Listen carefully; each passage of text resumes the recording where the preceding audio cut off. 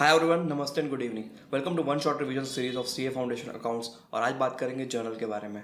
इसके पहले वाला वीडियो ऊपर आई बटन में लिंक्ड है और आज के वीडियो के नोट्स नीचे डिस्क्रिप्शन में पिन किए हुए हैं। चलिए without wasting any time let's move on to journal.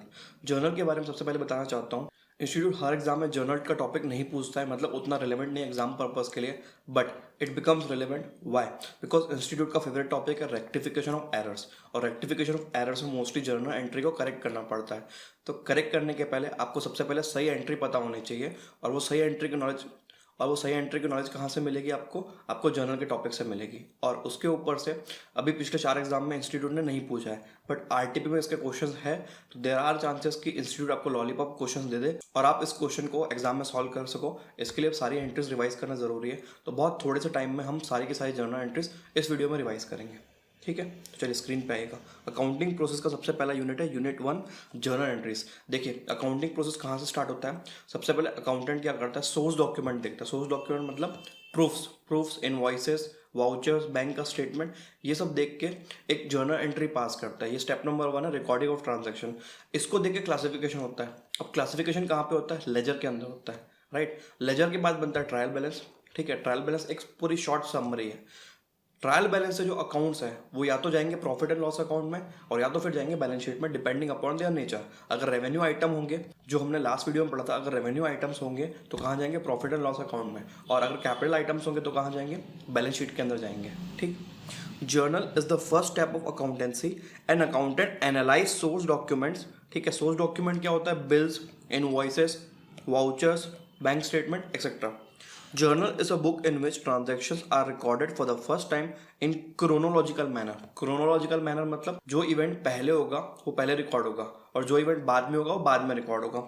An entry in journal book is called journal entry. जो एंट्रीज करते हो जर्नल बुक के अंदर उसको बोलते हैं जर्नल एंट्री। इसका एक स्पेसिफिक फॉर्मेट होता है और 2 पार्ट होता है। हर एंट्री के अंदर एक पार्ट डेबिट होगा और एक पार्ट क्रेडिट होगा, और एक नरेशन भी होता है जिसमें आप अपने ओन वर्ड्स में एक्सप्लेन करते हो कि उस एंट्री का मीनिंग क्या होता है, राइट? तो 3 लाइन की एंट्री होती है। पहला होता है डेबिट लाइन, दूसरा होता है क्रेडिट लाइन, और तीसरा लास्ट नरेशन ब्रैकेट में होता है जिसमें आप एक्सप्लेन करते हो कि आप उस एंट्री में बोलना क्या चाह रहे हो in your own basic words, ठीक है? इसके बाद स्टेप्स ऑफ जर्नलाइजिंग, कि आप जर्नल एंट्री कैसे पास करोगे, ठीक? सबसे पहला स्टेप क्या बोलता है? Analyse transaction and split it into 2 parts of exchange.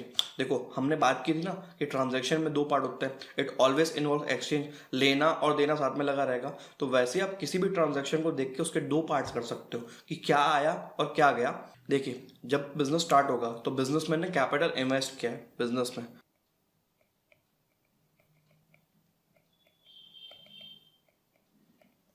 इसके अंदर 2 पार्ट कैसे करोगे आप? Cash is coming in and liability, एक लाइबिलिटी भी तो क्रिएट हो रही है ना, ऑब्लिगेशन, ठीक है? लाइबिलिटी इज क्रिएटेड, ठीक? When you purchase goods,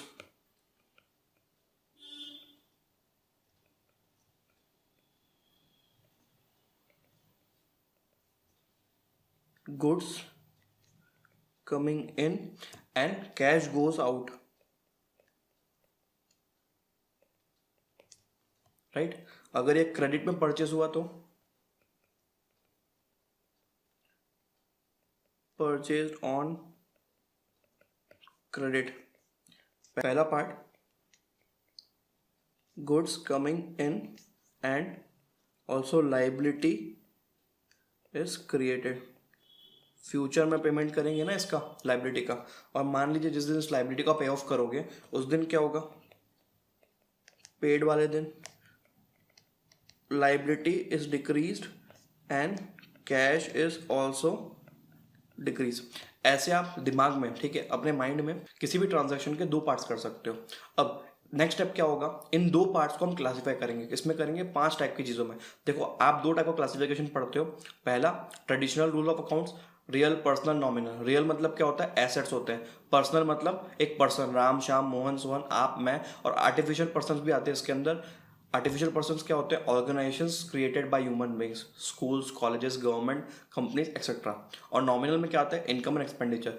but यहाँ पे फटाफट क्विक रिवाइज करने के लिए अपन सिर्फ मॉडर्न अप्रोच पढ़ेंगे। मॉडर्न अप्रोच के अंदर कोई भी ट्रांजैक्शन या अकाउंट्स 5 तरीके की चीज़ों में क्लासीफाई होते हैं। पहला कौन सा होता है? एसेट, दूसरा एक्सपेंस, फिर लाइबिलिटी, इनकम और capital. Asset, expense, liability, income और कैपिटल। एसेट और एक्सपेंडिचर का नेचर सेम होता है और डेबिट होता है। लाइबिलिटी, इनकम और कैपिटल का नेचर क्या होता है? क्रेडिट होता है और तीनों का सेम होता है। नेचर सेम होने का मतलब देखिए, classify both parts into AELIC, asset expense, या तो फिर LIC, लाइबिलिटी, इनकम और कैपिटल। ठीक है, एसेट और एक्सपेंस या लाइबिलिटी, इनकम और कैपिटल। तो इनका ओरिजिनल नेचर देखो, एसेट और एक्सपेंस का ओरिजिनल नेचर होता है डेबिट, और लाइबिलिटी, इनकम और कैपिटल का ओरिजिनल नेचर होगा क्रेडिट, राइट। तो डेबिट मतलब क्या हुआ? देखो, इसका ओरिजिनल नेचर डेबिट, तो इंक्रीज होगा ना तो आप इसको डेबिट करोगे, और डिक्रीज होगा तो जस्ट उल्टा क्रेडिट करना है, राइट। और अगर लाइबिलिटी, इनकम और कैपिटल कुछ भी क्लासीफाई हुआ, उसका ओरिजिनल नेचर होगा credit. Means if you increase this items you will credit the accounts, and if you decrease these items you will debit the accounts। ये एक शॉर्ट सिंपल फॉर्मूला है। अगर कोई भी नई एंट्री आती है तो आप इस फॉर्मूले से आप डेवलप कर सकते हो उस एंट्री को। अब इसके बाद यहाँ से स्टार्ट करते हैं। पास journal entry in the following format. आपको जर्नल एंट्री एक पर्टिकुलर फॉर्मेट में ड्रॉ करनी है। किस तरीके से? सबसे पहला कॉलम होता है डेट का, ठीक है। डेट के बाद दूसरा बड़ा कॉलम होता है पर्टिकुलर्स। पर्टिकुलर्स के बाद एक पतला सा कॉलम होता है लेजर फोलियो।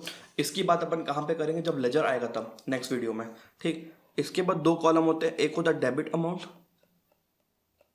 और दूसरा होता है क्रेडिट अमाउंट, ठीक है। तो मान लीजिए मुझे 10 तारीख को 10 को एक एंट्री पास करनी थी, ठीक है। किस चीज़ की एंट्री? कैपिटल आ रहा है, तो कैपिटल के अंदर कैश अकाउंट डेबिट होता है, कैश अकाउंट डेबिट, और क्रेडिट कौन सा अकाउंट होता है? To capital account. और एक थर्ड लाइन में नरेशन होता है, बीइंग कैपिटल इंट्रोड्यूस्ड, ठीक। ऐसा करके फिर एक पतला सा कॉलम, इसको आप ब्लैंक छोड़ दो, और ये डेबिट क्रेडिट। तो जिस साइड डेबिट कर रहे हो, सपोज 1 लाख रुपए आया है, तो डेबिट साइड में 1 लाख डैश, ये क्रेडिट है और ये डेबिट है। फिर सेकेंड एंट्री देखो, ये क्रेडिट की एंट्री है, तो डेबिट साइड में डैश डाल दो और क्रेडिट वाले कॉलम में फिल करो 1 लाख रुपए। ये होता है standard format journal entry draw करने का। अब चलिए बारी बारी बहुत सारी एंट्रीज डिस्कस करेंगे और सारी एंट्रीज कंप्लीट कर लेते हैं अपन। देखिए example 1, Ram started business with cash, ठीक है। राम ने बिजनेस स्टार्ट किया विद कैश से, तो राम ने बिजनेस में पैसा इन्वेस्ट किया, राइट। तो बिजनेस को पैसा मिला, तो बिजनेस को पैसा मिला कैश, और एक लाइबिलिटी क्रिएट हो गया बिजनेस के। दो पार्ट क्या हो गया? एक कैश आया और दूसरा लाइबिलिटी क्रिएट हुई। तो कैश एसेट है, बढ़ रहा है, तो कैश को डेबिट कर दो, यही वाला कॉन्सेप्ट। और कैपिटल एक लाइबिलिटी होती है, जो बढ़ेगा तो क्रेडिट होगा, तो कैश अकाउंट को डेबिट करना है और कैपिटल अकाउंट को क्रेडिट करना है, right. Cash account debit to capital account, rupees 1 lakh, rupees 1 lakh. यहाँ पे मैं फॉर्मेट पे उतना फोकस नहीं कर रहा हूँ, लाइन खींचने पे वो आप समझ जाओगे, राइट। इसके बाद है Ram started business with balance in bank. ये दूसरी टाइप की एंट्री आ रही है ना, कंटिन्यूशन में नहीं क्वेश्चन। देखो यहाँ पे कॉन्सेप्ट क्या है कि राम ने बिजनेस स्टार्ट किया और उसके पास बैलेंस ऑलरेडी था, बैंक बैलेंस 40,000, कैश था 20,000, लैंड 1 लाख एंड व्हीकल 50,000। ये सब चीज़ वो एक साथ बिजनेस में लेके आ रहा है, वहां से बिजनेस स्टार्ट कर रहा है, राइट। तो सबसे पहले देखो ये सब एसेट्स है, तो सारे एसेट्स को डेबिट कर दो। Bank account debit, cash account debit, land account debit, vehicle account debit to capital account. इन सब चीजों को लेके एक साथ उसने बिजनेस स्टार्ट कर दिया। 40,000,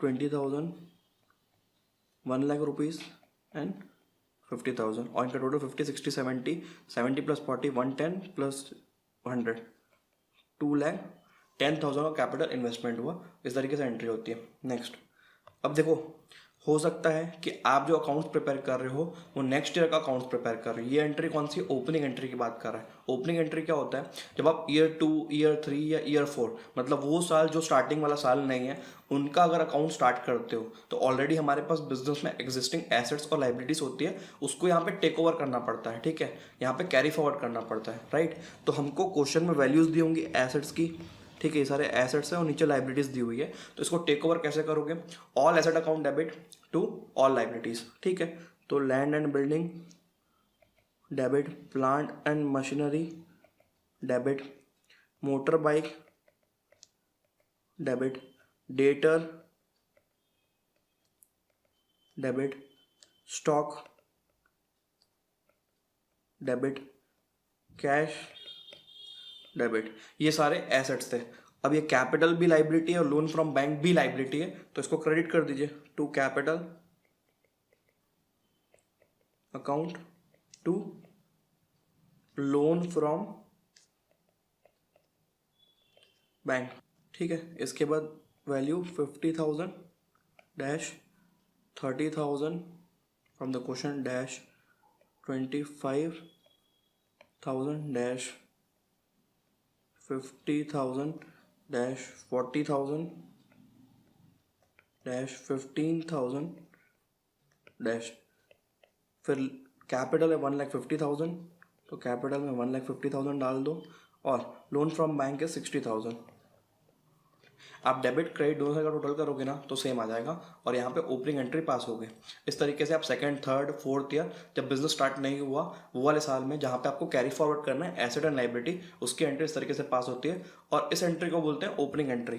ठीक है, इसको आप एक बार स्टार मार्क कर सकते हो, राइट, क्योंकि आरटीपी में क्वेश्चन है इसके। इसके बाद परचेज मशीन फॉर कैश, एक एसेट आ रही है बढ़ा दो डेबिट, एक एसेट चले जाएगी कैश, उसको कम कर दो क्रेडिट कर दो। ठीक है, machine account debit to cash account 40,000 और 40,000। Open bank account with SBI, आप एसबीआई बैंक में गए और एक अकाउंट ओपन कर दिया और अपने कैश से 25,000 वहाँ पे डिपॉजिट कर दिया, तो बैंक अकाउंट में पैसा बढ़ रहा है, डेबिट करो बैंक अकाउंट को, और कैश अपना कम हो रहा है उसको आप क्रेडिट कर दो। Bank account debit to cash account, amount रहेगा 25,000 डेबिट साइड डैश, फिर 25,000 क्रेडिट साइड। ठीक है, इसके बाद परचेज गुड्स वर्थ ₹30,000। हमेशा याद रखना जब भी गुड्स परचेज होगा, ठीक है, गुड्स परचेज होगा, गुड्स मतलब क्या होता है, वो आइटम जिसमें बिजनेस डील करता है, तब आप परचेस अकाउंट को डेबिट करोगे। ठीक है, परचेस अकाउंट को डेबिट करना है और इसका लॉजिक अपन नॉर्मली फुल क्लासेस में करते हैं, बट अभी आप याद रख लो कि कभी भी गुड्स परचेस होगा तो आप परचेस अकाउंट डेबिट करोगे। ठीक है, गुड्स या स्टॉक अकाउंट कभी भी डेबिट नहीं होगा, ये कॉन्सेप्ट हमेशा याद रखिएगा।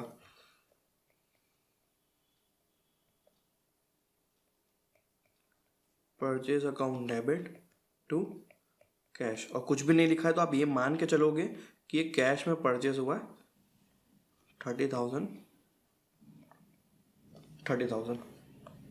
इसके बाद है परचेज गुड्स फ्रॉम सुशांत 35,000। अब देखो यहाँ पे नाम लिखा हुआ है बट कैश के बारे में उसने कुछ भी नहीं बोला, मतलब ये कौन सा ट्रांजैक्शन है, ये आपका क्रेडिट ट्रांजैक्शन है, राइट।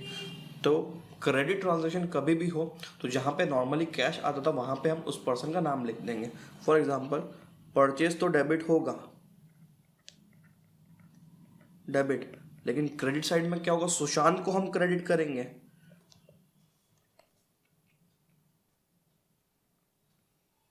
सुशांत को आप क्रेडिट कर रहे हो, ठीक है, he is being credited because liability create हो रही है और सुशांत के नाम से क्रिएट हो रही है, इसलिए क्रेडिट साइड में 35,000।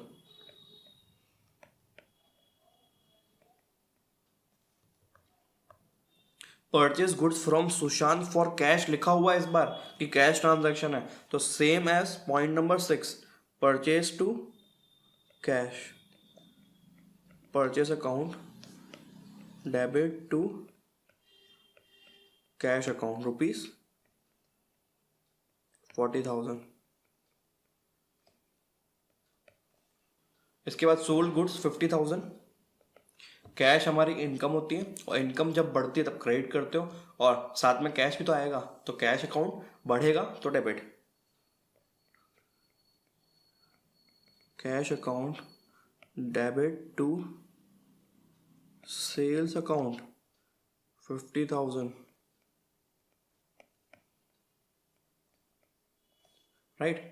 इसके बाद sold goods to Rahul 60,000, Rahul को हमने गुड्स सेल किया और कैश नहीं लिखा हुआ मतलब क्रेडिट सेल है। इस बार राहुल हमारा एसेट बनेगा, क्यों? क्योंकि फ्यूचर में वो हमें पेमेंट करने वाला है और इस पर्सन को हम क्या बोलते हैं? डेटर बोलते हैं। Those organisations to whom we sell goods on credit are called debtors and these debtors will pay us money in the future. तो राहुल का अकाउंट डेबिट करेंगे because he is our asset, future में पैसा देगा वो। Debit to sales account 60,000।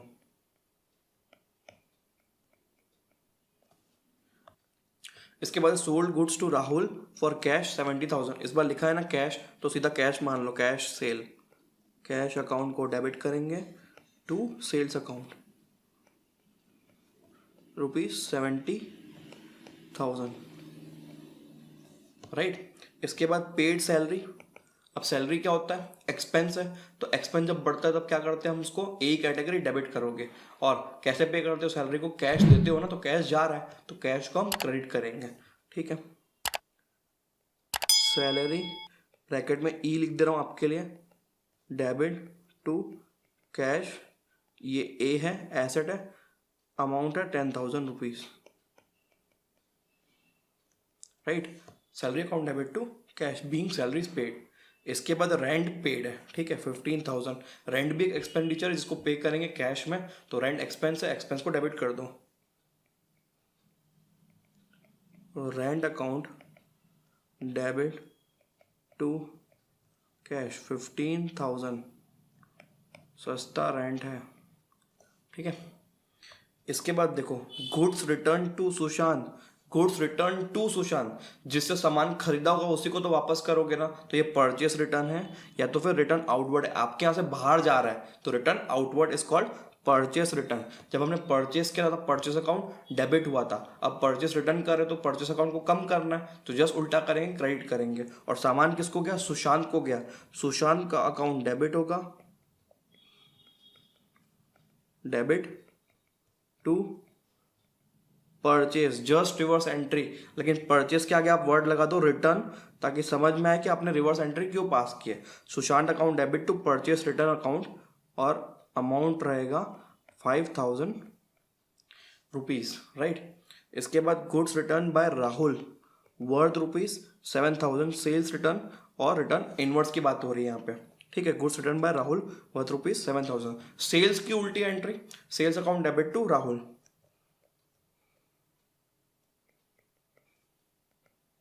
Debit to Rahul, amount है 7,000 और sales return हो जाएगा ये, ठीक। इसके बाद withdrew cash for personal use. Personal use के लिए कुछ भी निकालोगे तो उसको क्या बोलते हैं? Drawings, drawings account.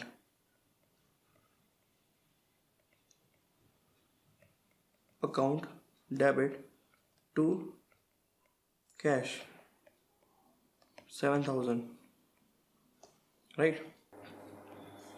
Basic entries करने के बाद अगला कॉन्सेप्ट है जर्नल के अंदर डिस्काउंट वाली एंट्रीज का कॉन्सेप्ट। डिस्काउंट क्या होता है, किस तरीके से उसकी एंट्री पास होती है और क्या क्या टाइप के डिस्काउंट्स होते हैं, चलिए देखते हैं। Discount means cut on selling price, allowance given by the seller और रीबेट। मतलब अगर कोई आइटम अगर 100 की है और आप उसके जगह 80 पे करो तो 20 आपका डिस्काउंट हो गया। इसको रिकॉर्ड करना है कि नहीं करना देखते हैं। देखो डिस्काउंट है ना, दो टाइप के होते हैं, एक होता है ट्रेड डिस्काउंट, एक होता है कैश डिस्काउंट। ट्रेड डिस्काउंट क्या है? जो सबको मिल रहा है, दुकान के बाहर बोर्ड नहीं लगा था फ्लैट 50% ऑफ, जो भी घुसेगा दुकान के अंदर सबको मिलेगा। एस्टेब्लिश फैक्ट है कि उस पीरियड में जो भी सेल्स होंगी और जिस भी कस्टमर्स को सेल्स होंगी उनको वो डिस्काउंट दिया जाएगा, right.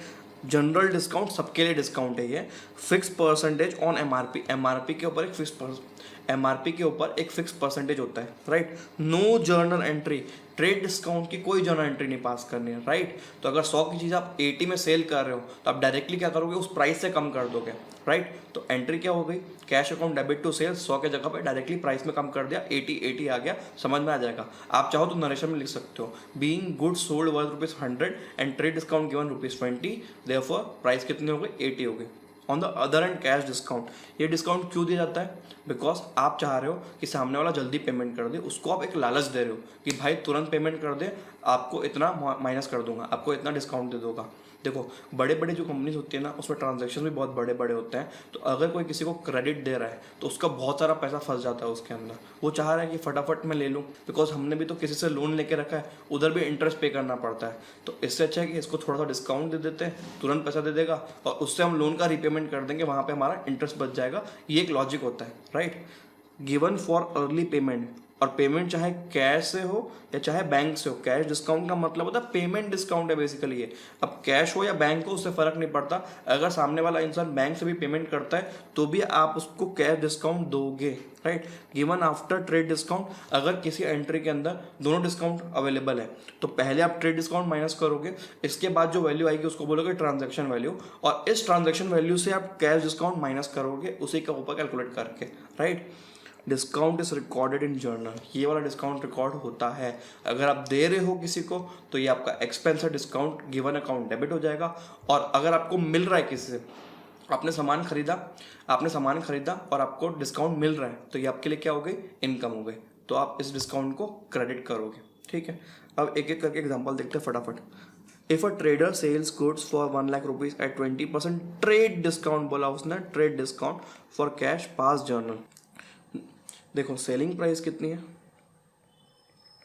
1 lakh rupees minus 20% trade discount, तो माइनस कितना करना है, 20,000 माइनस हो जाएगा। रिजल्टेड वैल्यू 80,000 का ट्रांजैक्शन वैल्यू है, इतने पे ट्रांजैक्शन होने वाला है, राइट। तो एंट्री आप क्या पास करोगे, सेल्स की एंट्री पास करनी है अगर तो आप करो cash account debit to sales account, और अमाउंट रहेगा 80,000, ना कि 1 लाख रुपीज़, 80,000, राइट।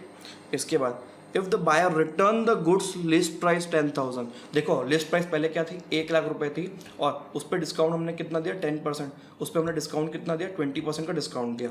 तो यहाँ पे भी जब गुड्स रिटर्न आएंगे ना तो रिटर्न भी कितने में लेना, डिस्काउंट माइनस करने के बाद रिटर्न लोगे। ऐसा नहीं होगा कि आपने डिस्काउंट पे सेल किया है और फुल प्राइस पे आप रिटर्न ले रहे हो। अगर आपने डिस्काउंट पे सेल किया है तो डिस्काउंट माइनस करने के बाद ही आप रिटर्न लोगे, ठीक है। और क्वेश्चन में हमेशा एमआरपी दी होती है तो रिटर्न करने टाइम भी डिस्काउंट माइनस करना पड़ेगा, ठीक है।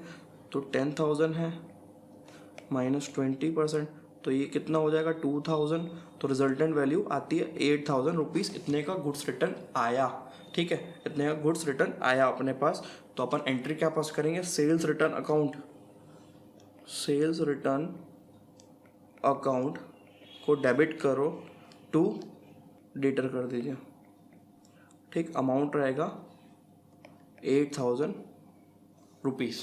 इसके बाद next example, a trader sold goods for 1 lakh rupees, he offer 2% cash discount. इस बार कैश डिस्काउंट है। कैश डिस्काउंट क्यों होता है, पहले एक तो पेमेंट जल्दी आ जाए उसके लिए होता है, तो कैश रिसीव्ड और पेड इमीडिएटली, कैश रिसीव हो गया इमीडिएटली। अब आपको कैश डिस्काउंट देना है और इसकी जर्नल एंट्री पास होती है, ठीक है। इसकी जर्नल एंट्री पास होती है, और अगर आप गुड्स सोल्ड कर रहे हो तो आप डिस्काउंट दोगे कि लोगे, भाई सामने वाला आपको पेमेंट कर रहा है तो आप उसको डिस्काउंट दोगे, तो आपके लिए सेल्स के टाइम पे डिस्काउंट क्या होगा, एक्सपेंस होगा, बिकॉज आप किसी को दे रहे हो, ठीक है। तो सामने वाला आपको कैश दे रहा है, कैश अकाउंट डेबिट, साथ में डिस्काउंट अकाउंट भी डेबिट करेंगे टू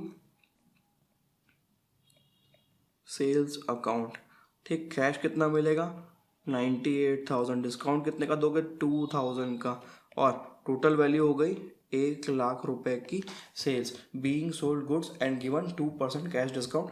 1 लाख का गुड्स सेल किया, 2% ये रहा 2,000 रुपये, और 98,000 का कैश रिसीट हो गया हमको, राइट। इसके बाद sold goods to Rahul for 20,000, he paid cash 18,000 in full settlement of his account. अगर आपने किसी को 20,000 का गुड्स सेल किया है और उसने 18K रुपीज़ पेड किया है, और वर्ड लिखा हुआ है ना कि फुल सेटलमेंट, मतलब 20 का अकाउंट उसने 18 दे के सेटल कर दिया, मतलब वो फोर्सफुली क्या किया, 2,000 रुपये का डिस्काउंट लेके चले गया, ठीक है। 2,000 रुपये का डिस्काउंट लेके चले गया। फुल सेटलमेंट मतलब उसका अकाउंट सेटल हो गया 18,000 रुपये दे के, और उसका अकाउंट कितने का था, 20 का था, तो आपका बाकी का पैसा, balance amount of money is the discount given, ठीक है। तो इसकी एंट्री पास करते हैं, cash account debit discount account debit to sales कर लो। और अगर सेल्स पहले ही हो गई थी और राहुल हमारा डेटर था और बाद में वो पेमेंट कर रहा है तो आप राहुल अकाउंट को करोगे क्रेडिट, और राहुल अकाउंट, ठीक है। 18,000, 2,000 और 20,000। आई होप आपको ये एंट्री समझ में आ गई होगी। फुल सेटलमेंट वाला याद रखना, यहाँ पे इंस्टीट्यूट शायद पूछ सकता है। Sometimes the seller gives both discount, एक क्वेश्चन के अंदर बोथ डिस्काउंट आ गया, ठीक है। तो हमेशा याद रखना, first trade discount, second cash discount. Trade पहले, कैश डिस्काउंट बाद में, ठीक है। तो एक बार कैलकुलेशन कर लेते हैं, ठीक। लिस्ट प्राइस कितनी दी हुई है 20,000 माइनस 10%, ट्रेड डिस्काउंट करना है 2,000 का, तो ट्रांजैक्शन वैल्यू कितने की आ गई 18,000 की आ गई। अब याद रखना यहाँ पे इससे रिकॉर्ड होगा ना सेल्स, सेल्स इस वैल्यू से रिकॉर्ड होगी ट्रांजैक्शन वैल्यू से। अब इस ट्रांजैक्शन वैल्यू के ऊपर सीडी कैलकुलेट होगा ना, टीवी के ऊपर सीडी कैलकुलेट होगा, टीवी के ऊपर सीडी कैलकुलेट होगा। कैश डिस्काउंट 18,000 रुपीज़ के ऊपर कैलकुलेट किया जाएगा, ठीक है। कितना है 2%, 2% ऑफ 18,000। और कैलकुलेटर यूज़ करना अलाउड है हमको। 18,000 इंटू 2%, 360 इंटू 2%, 360 रुपीज़ माइनस करोगे तो अमाउंट आएगा 17,640, 17,640 इतना रिसीट हुआ। 17,640 आपको कैश रिसीव होगा, आपको कैश डिस्काउंट रिकॉर्ड करना है 360 रुपीज़ का, और सेल्स रिकॉर्ड होगी 18,000 रुपीज़ से, ठीक है। तो जर्नल एंट्री कैसे बनेगी, कैश अकाउंट को डेबिट करो, डिस्काउंट अकाउंट को डेबिट करो, टू सेल्स कर दो।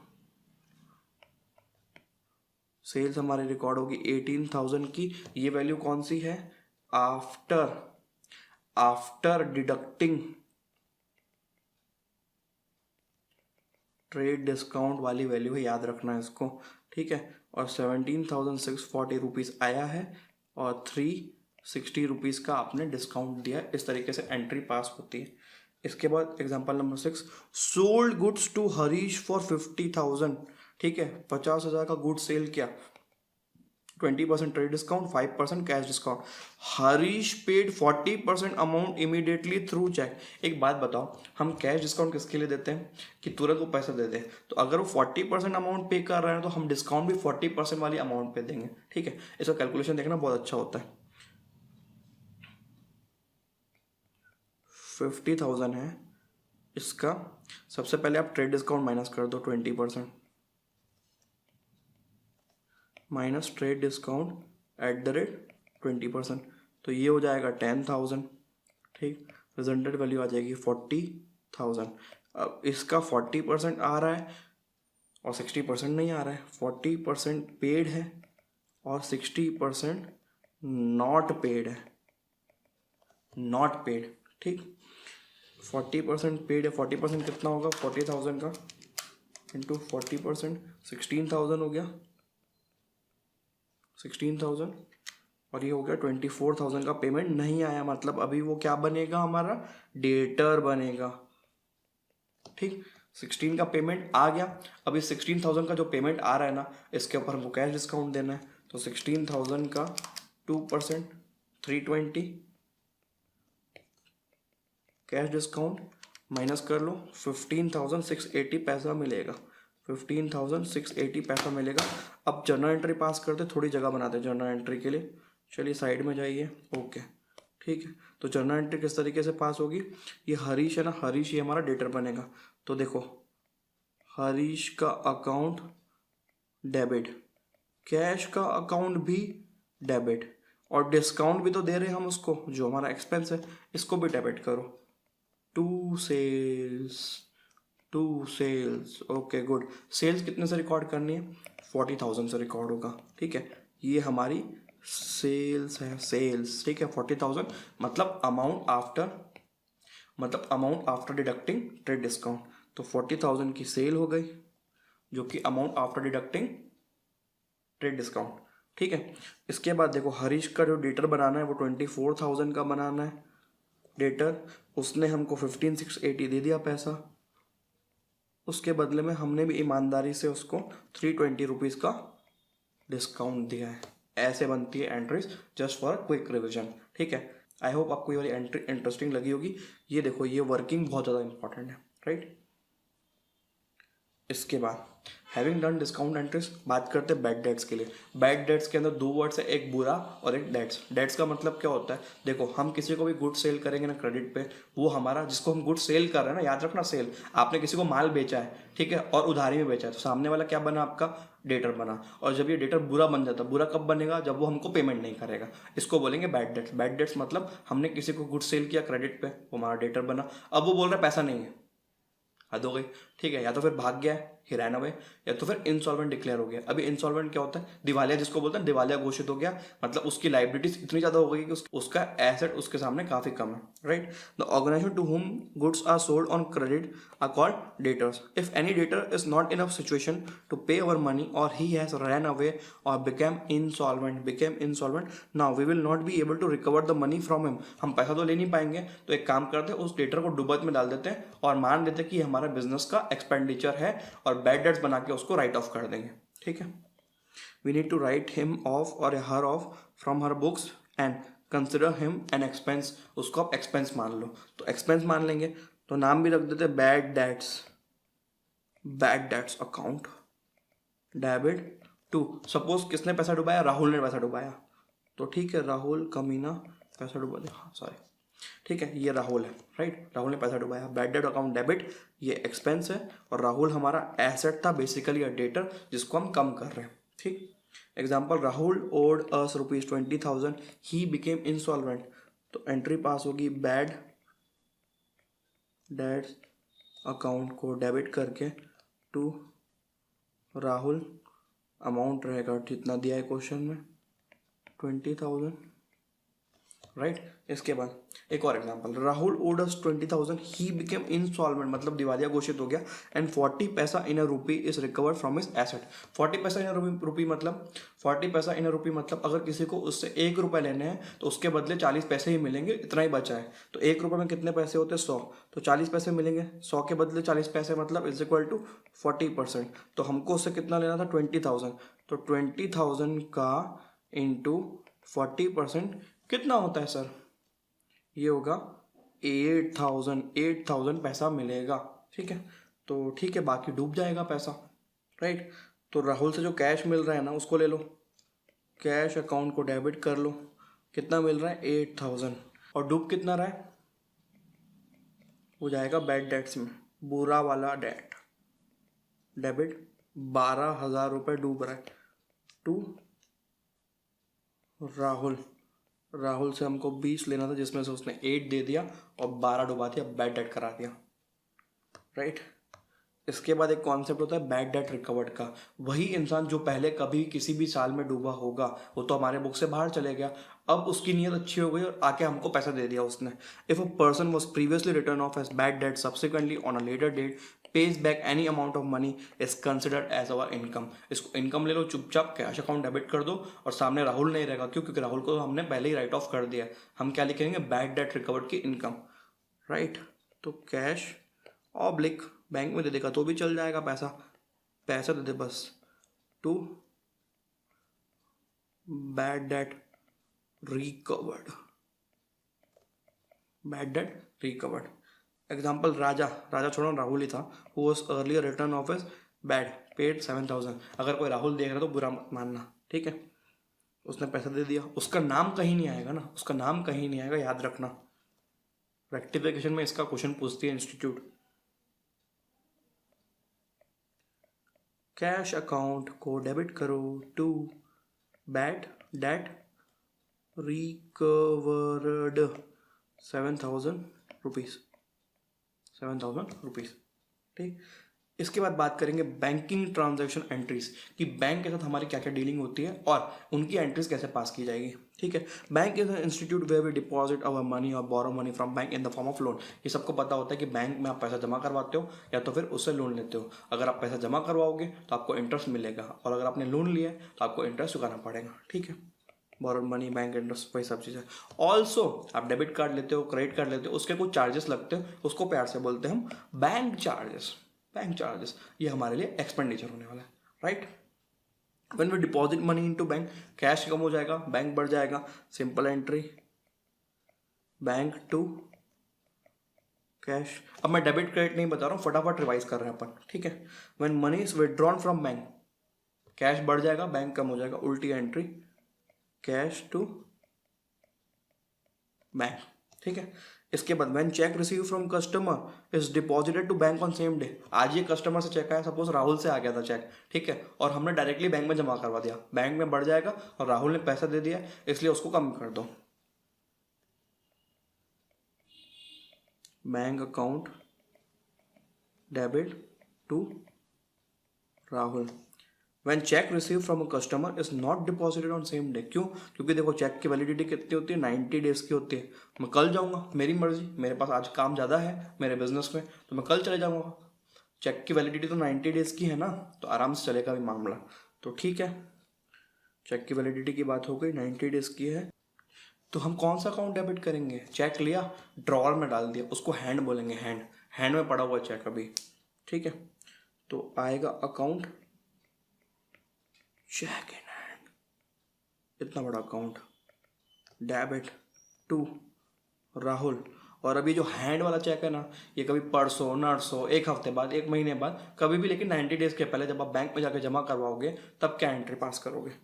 बैंक में पैसा आएगा, debit to cheque in hand account, right. Cheque from Priyank 10,000 deposited earlier return dishonour. Dishonour का मतलब क्या होता है सर? बाउंस। बाउंस मतलब उसके अकाउंट में पैसा नहीं था, सामने वाले के अकाउंट में, हमने चेक लिया, बैंक वाले को दिया, बैंक वाले ने फाड़ के फेंक दिया, बोला इसके अकाउंट में पैसा नहीं, आपको कुछ भी नहीं मिलेगा। तो हमने पहले ये मान लिया था ना कि हमारे अकाउंट में पैसा आ चुका है, हमने एंट्री पास कर दी थी, bank account debit to Priyank. अब जब हमको पता चला कि पैसा एक्चुअली में नहीं आया था, उसी एंट्री को रिवर्स कर दो, Priyank account debit to bank.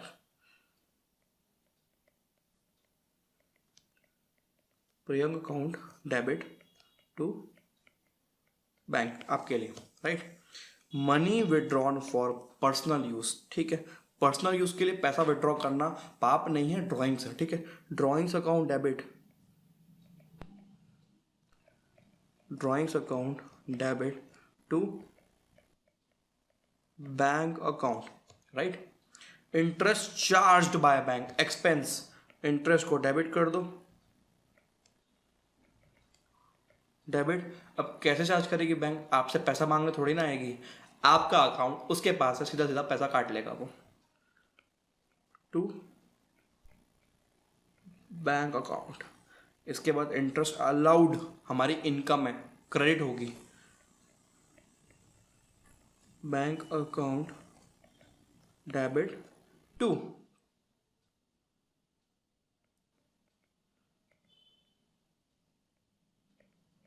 Interest account. अब आप इसको इंटरेस्ट रिसीव्ड और इंटरेस्ट पेड भी लिख सकते हो, आपकी मर्जी है, पर्सनल जजमेंट इन्वॉल्व होता है अकाउंटेंसी के अंदर।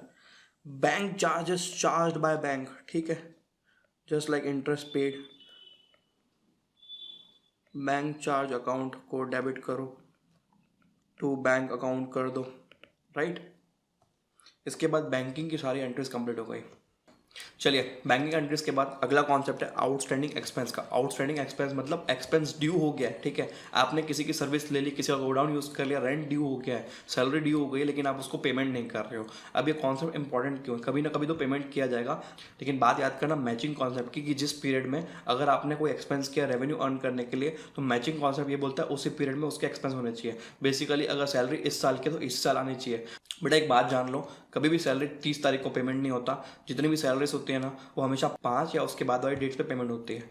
तो अब सपोज मार्च की एंट्री है, 5 या उसके बाद वाले अप्रैल में पेमेंट होगी, तो वो अगले साल पेमेंट हो गया। लेकिन एक्सपेंस किस साल का है? इस साल का है, तो हमको रिकॉर्ड भी अभी करना चाहिए। इसके लिए आउटस्टैंडिंग एंट्रीज की बात की जाती है, ठीक।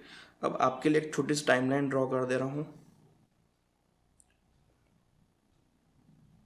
ठीक, बीच में मार्च है, right. This is 1 April 2019, this is 31 मार्च 2020, फिर ये ईयर 1 हो गया, ये ईयर 2 हो गया। अब मान लीजिए ये जो मार्च वाला महीना था ना, इसकी सैलरी ड्यू हो गई थी 20,000 रुपीज़, लेकिन आप पेमेंट कहाँ पे कर रहे हो, यहाँ पे अप्रैल में पेड कर रहे हो, ठीक। तो यहाँ पे ईयर 1 में इसका एक्सपेंस दिखाना ज़रूरी है बिकॉज ऑफ मैचिंग कॉन्सेप्ट। तो अगर ड्यू हो गई है एंट्री, तो आप एंट्री पास कर लो ना उसकी, salary account debit, basically expense account debit to outstanding salary,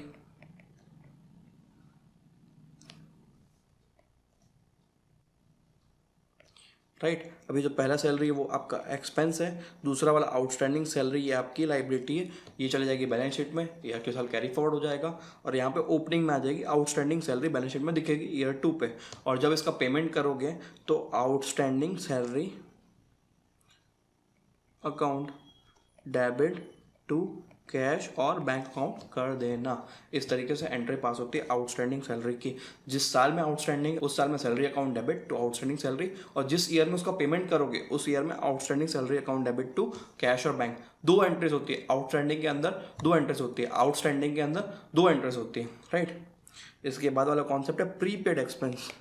अगले साल का खर्चा मैंने अभी पेमेंट कर दिया, पेमेंट अभी हुआ है लेकिन खर्चा कब का है, अगले साल का है, तो हम इसको प्रीपेड बोलेंगे। प्रीपेड हमारा एसेट बनेगा, क्यों? क्योंकि अगले साल हम उसका बेनिफिट लेंगे तो अगले साल उसको कंज्यूम करेंगे, इस साल एसेट बनाएंगे जिसका हमने पेमेंट कर दिया है। अगेन एक टाइमलाइन की बात करते हैं, ये जस्ट आउटस्टैंडिंग का उल्टा है, वहाँ पे ड्यू पहले साल में हो रहा था, मतलब एक्सपेंस पहले साल का था और पेमेंट आप ईयर 2 पे कर रहे थे, और ये क्या है, ये पे अभी कर रहे हो लेकिन एक्सपेंस ईयर 2 का है, राइट। तो ईयर 1 में पेमेंट हो रहा है, ईयर 1 में पेड है और ईयर 2 का एक्सपेंस है, तो जो आपने पे किया उसको बोलो प्रीपेड। मान लो प्रीपेड रेंट, अगले साल का रेंट अभी पे कर दिया टू कैश। अब ये बना एसेट, एक्सपेंस नहीं बना, एसेट बना, और ये एक एसेट है जो कम हो रहा है, राइट। अब ईयर 2 में जब आप जाओगे और इसको कंज्यूम करोगे उस टाइम पेमेंट तो नहीं करना पड़ेगा, तब आप कर लेना रेंट अकाउंट डेबिट, ये एक्सपेंस बुक हो जा रहा है जिस साल में होना चाहिए as per the matching concept, याद है ना अकाउंटिंग कॉन्सेप्ट थ्योरेटिकल। उसके बाद टू, इस बार कैश का तो पेमेंट नहीं होगा, बैंक से भी पेमेंट नहीं होगा, हम क्या करेंगे, ये प्रीपेड रेंट को यूज़ कर लेंगे, प्रीपेड रेंट, ठीक। तो आपको देखना पड़ेगा प्रीपेड एक्सपेंस या प्रीपेड रेंट, जो भी आपको क्वेश्चन में दिया हुआ है वो इस साल पेमेंट हो रहा है या तो फिर इस साल ओपनिंग है और आप उसको कंज्यूम कर रहे हो, उसके बेसिस पे एंट्री नंबर 1 या एंट्री नंबर 2 पास करोगे, राइट। और ये कॉन्सेप्ट बहुत ज़्यादा काम आता है, और ये कॉन्सेप्ट बहुत ज़्यादा काम आता है आपको कहाँ पे, नॉन प्रॉफिट ऑर्गेनाइजेशन के अंदर, outstanding and prepaid, right. Similarly accrued income, accrued income मतलब जो हमको ड्यू हो गई है, हमने कुछ पैसा कमा लिया है लेकिन एक्चुअल कैश हमको पेमेंट नहीं कर रहा है कोई इंसान, ठीक है, तो अक्रूड इनकम बोलेंगे उसको। तो ये इसी टाइप से अगेन एक टाइमलाइन देखो, ईयर 1 में आपने एक इनकम अर्न कर लिए बट कैश रिसीव नहीं हुआ, कैश कहाँ पे रिसीव होगा, ईयर 2 पे रिसीव होगा।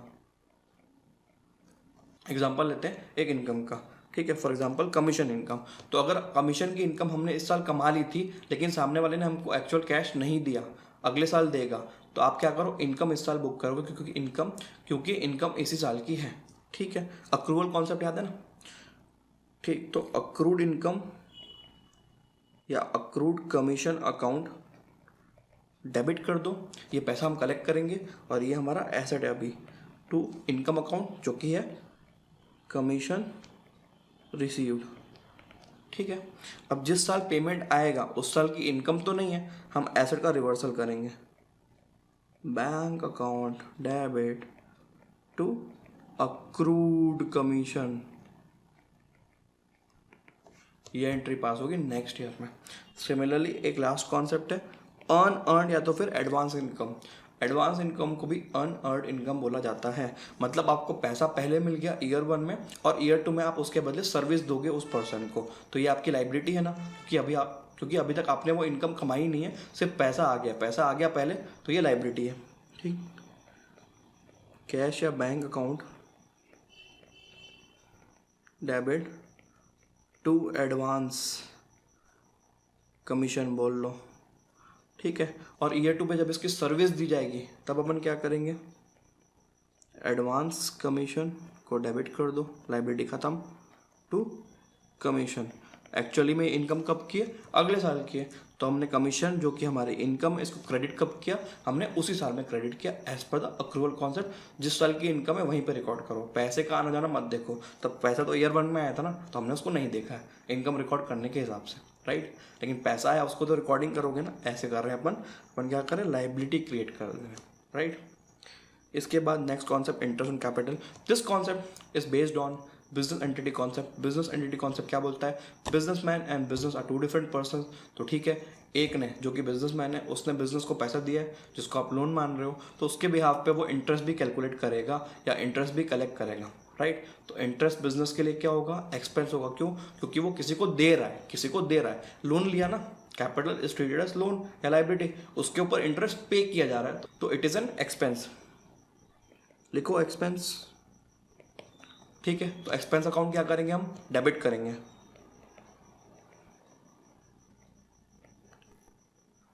Interest on capital debit to, interest on capital account debit to capital account.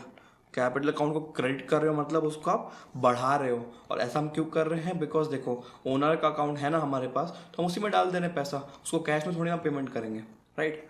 Similarly interest on drawings, अब वो हमसे पैसा लेके जा रहा है बिजनेस से अपने घर खर्चे के लिए, उस पर हम इंटरेस्ट चार्ज करेंगे, मतलब ये हमारी इनकम है, राइट, इनकम है, ठीक है। तो ड्राइंग्स अकाउंट को डेबिट कर दो,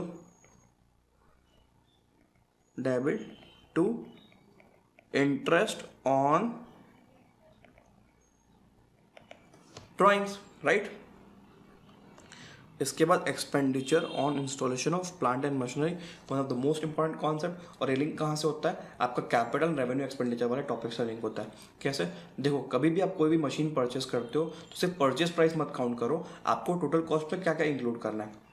आपको सबसे पहले देखो, मान लो मैंने चाइना से मशीन मंगवाई, तो चाइना की फैक्ट्री से वहाँ के पोर्ट तक का ट्रांसपोर्टेशन, फिर वहाँ के पोर्ट से इंडिया के पोर्ट तक का ट्रांसपोर्टेशन, फिर उस पोर्ट से ट्रक में मशीन आएगी मेरी फैक्ट्री तक, वहाँ तक का ट्रांसपोर्टेशन, फिर एक इलेक्ट्रिशियन आएगा मेरे बिजनेस में, ठीक है, वो क्या बोलेगा, वायरिंग कर देगा, ठीक है, फिट करेगा पूरी मशीन को, फिर किसी लेबर वाले को बुलाऊंगा, एक प्लेटफॉर्म डेवलप कराऊंगा, किसके लिए, मशीन रखने के लिए। ये सब खर्चा क्यों किया जा रहा है, बिकॉज ऑफ मशीन खरीद के बटन दबा के चालू होनी चाहिए, यहाँ तक का खर्चा आपको पूरा का पूरा उसकी कॉस्ट में लेना है। मतलब उसके लिए अलग से एक्सपेंस चार्ज नहीं करोगे, इलेक्ट्रिसिटी एक्सपेंस, ट्रांसपोर्टेशन कॉस्ट, ये वो नहीं करोगे, हर खर्चा टोटल कॉस्ट में इंक्लूड किया जाएगा। 10 लाख की मशीन हो सकता है 12-13 लाख की बन जाए इन सारे एक्सपेंसेस को जोड़ के। और ये सारे के सारे एक्सपेंडिचर को कैपिटल एक्सपेंडिचर बोला जाता है। क्यों, क्योंकि ये टोटल कॉस्ट का पार्ट बन रहे हैं। और टोटल कॉस्ट का पार्ट बन रहे हैं मतलब हर ट्रांजैक्शन में आप एक ही एंट्री पास करोगे, machine account debit to cash, machine account debit to bank, machine account debit to cash, machine account debit to bank, machine account debit to cash और बैंक, राइट। नेक्स्ट टॉपिक है expenditure on erection of building. देखो building कहीं से आएगी तो नहीं कि suitcase में भर के ले आए, उसको कंस्ट्रक्ट करना पड़ेगा। कंस्ट्रक्शन के लिए मटेरियल लगता है, सीमेंट, रेती, गिट्टी, ईटा, ये सब चीज़ लगती है, ब्रिक्स, ठीक है, ये सब चीज़ लगता है। और कौन बनाएगा, आप खुद बनाओगे क्या, नहीं, उसके लिए लेबर हायर किए जाते हैं, लेबर का खर्चा होता है। तो ये लेबर आपके बिजनेस का लेबर है क्या, नहीं, ये बाहर से आया। क्यों आया, क्योंकि बिल्डिंग क्रिएट करनी है, तो लेबर को पेमेंट किया जा रहा है फॉर कंस्ट्रक्शन ऑफ बिल्डिंग। आप एंट्री क्या पास करोगे, वेजेस अकाउंट डेबिट। क्यों वेजेस अकाउंट डेबिट करेंगे, नहीं, हम क्या करेंगे, बिल्डिंग अकाउंट डेबिट करेंगे। क्यों, सारा खर्चा हमको बिल्डिंग अकाउंट में डाल देना है, क्योंकि ये लेबर का पेमेंट हम बिल्डिंग बनाने के लिए कर रहे हैं, ये मटेरियल का पेमेंट हम बेचने के लिए नहीं कर रहे हैं, हम बिल्डिंग बनाने के लिए कर रहे हैं। एक और खर्चा होता है टेम्पररी हट्स, ठीक है, वहाँ पे कैपिटल वाले में टेम्पररी हट्स बनाया। क्यों, हमने एक टेम्पररी बिल्डिंग बनाई। आप कोई भी कंस्ट्रक्शन साइट चले जाओ, आपको वहाँ पे एक छोटी सी टेम्पररी बिल्डिंग मिलेगी, वहाँ पे कुछ सामान रखा जाता है, ऐसा स्टोर रूम, और वो जो लेबर घर बनाते हैं ना, वो वहाँ पे रहते हैं, उनकी फैमिली वहाँ पे रहती है। तो ये जो टेम्पररी हट है that is necessary for the construction of building, तो उसको बनाने का खर्चा, ईटा वीटा लगा होगा ना, तो वो भी खर्चा बिल्डिंग की कॉस्ट में काउंट करोगे। Hence all this expenditure is cost relating to building and will go only to building account, building account के अंदर चले जाएगा, चाहे कोई भी खर्चा हो। और पूछे कैपिटल की रेवेन्यू, तो आप बोलोगे कैपिटल एक्सपेंडिचर है, राइट।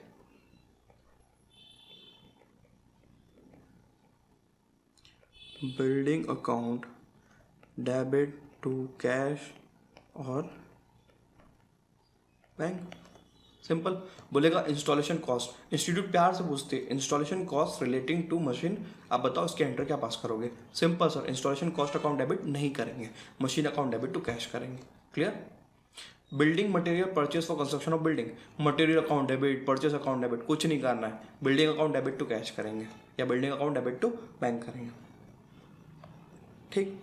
अब इसके बाद special transaction relating to goods, goods के केस में स्पेशल ट्रांजैक्शन, यहाँ पे क्या हो रहा है, हम गुड्स किसी को दे रहे हैं लेकिन सेल नहीं कर रहे, किसी को दे रहे हैं। ऐसा कई इवेंट होता है बिजनेस में जहाँ पे आपको गुड्स देना पड़ता है, सेल नहीं होता, देना पड़ता है। और देने का मतलब है वो कॉस्ट, 100 का खरीदा 100 में जाएगा, 100 का खरीदोगे, प्रॉफिट नहीं जोड़ पाओगे आप इन ट्रांजैक्शन में। तो हमको क्या करना है, हमको सेल्स अकाउंट क्रेडिट करना है क्या, नहीं। इन सारे ट्रांजैक्शन का एक कॉमन बेस क्या है कि आप परचेस अकाउंट को रिवर्स करोगे। परचेस किया था तो परचेस अकाउंट डेबिट किया था, और किसी को कॉस्ट पे अगर आप गुड्स दे देते हो तो इन ट्रांजैक्शंस पे आपको परचेस अकाउंट को क्रेडिट करना पड़ेगा। बिकॉज क्योंकि आप कॉस्ट पे दे रहे हो, आप सेल्स पे नहीं दे रहे हो। सेल्स पे देने का मतलब होता है प्रॉफिट जोड़ देना, और यहाँ पे आप प्रॉफिट नहीं जोड़ रहे हो। In the below cases goods are taken or given away at cost price and not the sale price. Therefore, in journal entry, purchase account is credited and not sales because आप cost पे दे रहे हो। ठीक है। क्या क्या transaction है, goods withdrawn from home consumption, आपका बिजनेस जनरल स्टोर है, घर से फोन है आपकी वाइफ का, बोलेंगे 1 किलो राशन लेके आओ, तो गुड्स आपने विड्रॉ कर लिया पर्सनल यूज के लिए, तो क्या आप अपनी वाइफ को बोलोगे कि भाई प्रॉफिट दे, कुछ नहीं देगी, वो पैसा भी नहीं देगी। तो ये ड्रॉइंग्स है, right. Drawings account debit to purchase account, goods चलेगा घर पे, गिवन टू एम्प्लॉय। ठीक है। क्वेश्चन ऐसा बनेगा कि 1 लाख का सामान हमने कॉस्ट पे दे दिया, कॉस्ट थी 75,000 टू एम्प्लॉय को, तो बताओ ट्रांजैक्शन कितने पे रिकॉर्ड होगा, कॉस्ट पे रिकॉर्ड होगा, विच इज 75,000 है and not the sale price. और एंट्री क्या पास करोगे, salary account debit to purchase account, फिर परचेज अकाउंट क्या हो रहा है, क्रेडिट हो रहा है। ठीक। गिवन एज चैरिटी, किसी को दान कर दिया, ठीक है, तो charity account debit to purchase account. Next, free sample में बांट दिया आपने गुड्स को, राइट। फ्री सैंपल एक्चुअली क्या होता है, एडवर्टीजमेंट होता है।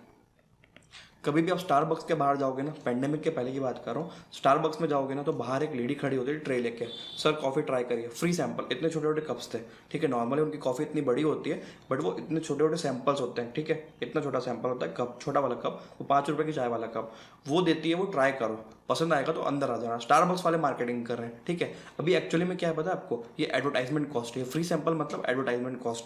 तो हमेशा कभी भी क्वेश्चन में आए, और आरटीपी में इसका क्वेश्चन भी है, राइट। तो advertisement account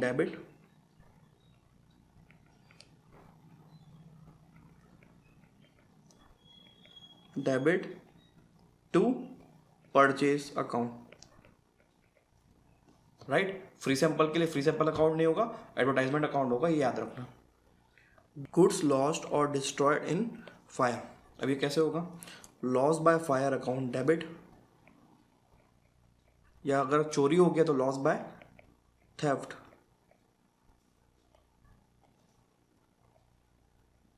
account debit to purchase account, ठीक है। जो भी अमाउंट रहेगा वो डाल देना।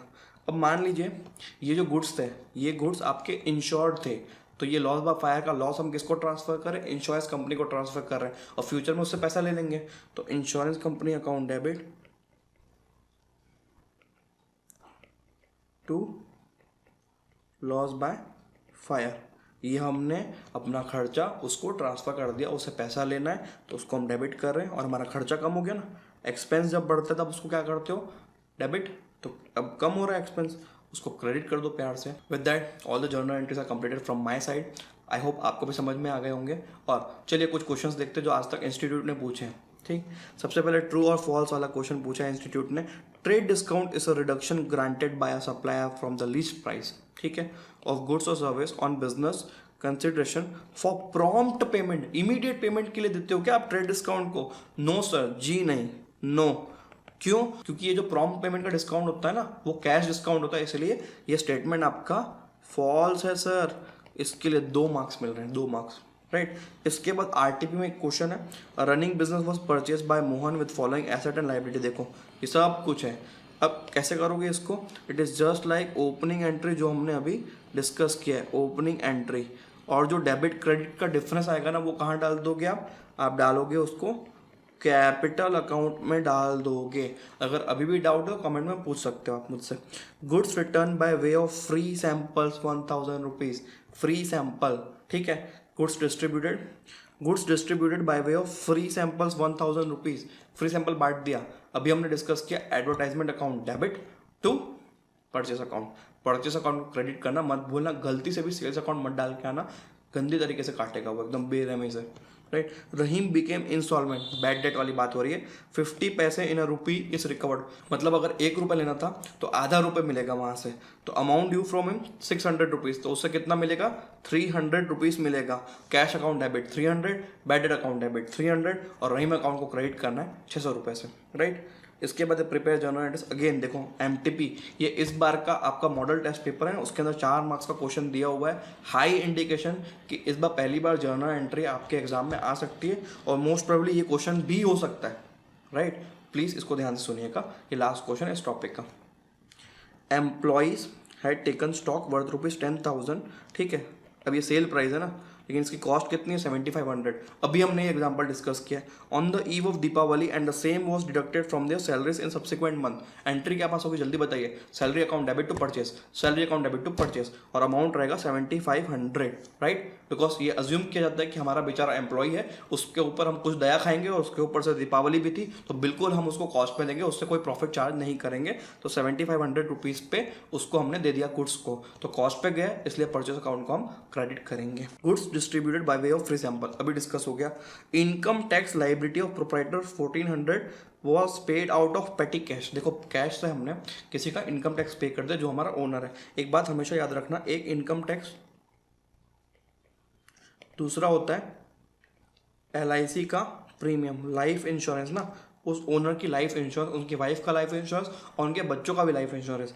ये है ना, ये हमारे पर्सनल एक्सपेंसेस है। पर्सनल एक्सपेंसेस कभी भी ये किए जाएंगे तो ड्राइंग्स अकाउंट आ जाएगा लाइफ में, ड्राइंग्स अकाउंट को डेबिट कर देना, ठीक है।